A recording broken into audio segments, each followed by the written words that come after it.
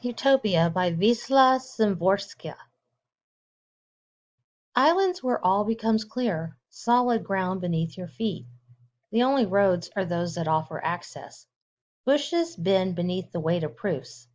The tree of valid supposition grows here, with branches disentangled since time immemorial. The tree of understanding, dazzlingly straight and simple, sprouts by the spring now called Now I Get It.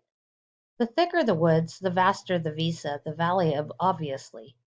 If any doubt arise, the wind dispels them instantly. Echoes stirred unsummoned and eagerly explain all the secrets of the worlds. On the right a cave where meaning lies. On the left the lake of deep conviction. Truth breaks from the bottom and bobs to the surface.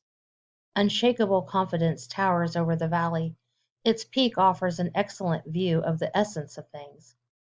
For all its charm, the island is uninhabited, and the faint footprints scattered on its beaches turn without exception to the sea, as if all you can do here is leave and plunge never to return into the depths, into unfathomable life.